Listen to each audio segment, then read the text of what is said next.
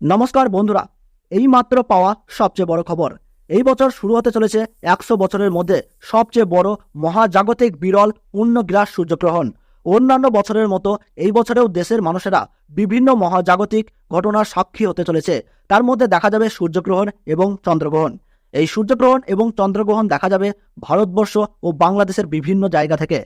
তো আমি আজকে আপনাদেরকে জানিয়ে দেব ভারতবর্ষ এবং বাংলাদেশের সঠিক সময় অনুযায়ী এই পূর্ণগ্রাস সূর্যগ্রহণ কখন শুরু হবে, কখন শেষ হবে এবং এই গ্রহণের মধ্য সময় কখন থাকছে, সূতককালের সময় কখন থেকে শুরু হচ্ছে, সমস্ত তথ্যই আপনাদেরকে জানিয়ে দেব এই ভিডিওটির মাধ্যমে।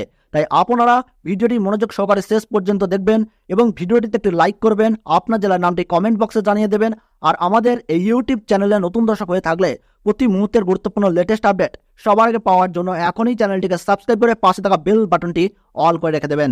তো ভারতবর্ষ ও বাংলাদেশ থেকে বছরের প্রথম পূর্ণগ্রাস সূর্যগ্রহণ শুরু হচ্ছে ইংরেজি 8ই এপ্রিল 2024 সাল সোমবার এবং বাংলা 25শে চৈত্র 1430 সাল।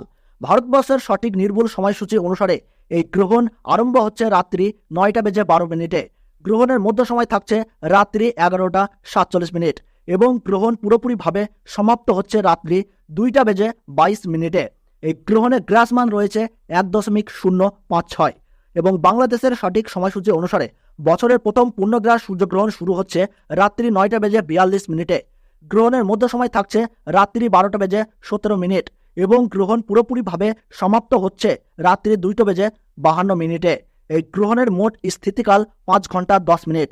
এই গ্রহণ দৃশ্যমান হবে কানাডা, মেক্সিকো, মার্কিন যুক্তরাষ্ট্র, Netherland, Colombia, Costa Rica, Cuba, Dominica, Greenland, Ireland, Iceland, Jamaica, Norway, Panama, Nicaragua, Russia, Puerto, Saint Martin, Spain, বাহামাতে এই সূর্যগ্রহণ দেখা যাবে।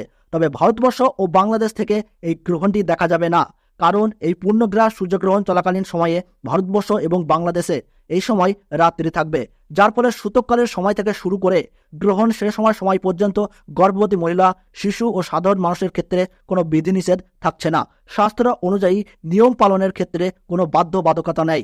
তো বন্ধুরা, ভিডিওটি ভালো লাগলে আমাদের এই চ্যানেলটি সাবস্ক্রাইব করবেন, আপনার জেলার নামটি কমেন্ট বক্সে জানিয়ে দেবেন এবং ছোট্ট একটি লাইক দিয়ে উৎসাহিত করবেন।